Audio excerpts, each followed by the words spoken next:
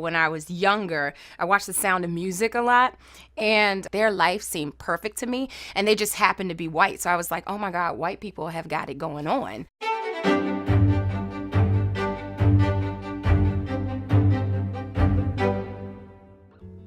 You know, I have to thank my parents, man, because they are the ones who kind of instilled, ever since I was little, I've known that I was a black child, and that the world would see me differently and treat me differently. I would say towards the end of elementary school and like middle school, that's when kids started to become kind of mean and catty. A lot of my peers and their parents would tell me, you'd be a lot more beautiful if you weren't dark-skinned. You'd be a lot prettier if you had hair like mine. And that's when things really started to take a turn for me. One day, my mom takes me out to maybe we were going to museums or something like that, and I all of a sudden put on a British accent. And she kind of pulled me and was like, Hanifa, you're not them. Be yourself, because who you are is brilliant. I had a portfolio review, and I had someone ask me or say to me, I never met a black photographer like you. And I was so caught off guard, I really didn't know how to accept that.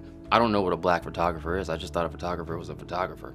When I live in Africa, we identify more nationality, culture, ethnicity. I remember when we signed up for school and you have to fill out black, white, other. That's when I started being aware that if you live in America, race is kind of a big deal. With everything happening in America and just even around the world, with all the tragedies, I've taken in my blackness even more. I'm very proud to be black. I feel compelled to make more friendships or have these moments of love. When we're walking down the street, the head nod thing, it's a small mentoring moment, but it's a moment of yeah, I see you, you're here, we're together, we're healthy, right on. I've been on this emotional growth journey. It was more about getting to know who I am as an individual, having all these feelings and emotions, and getting to learn that person and accept me for exactly who I am. When I was younger, I made a Tumblr account, and then I started to follow,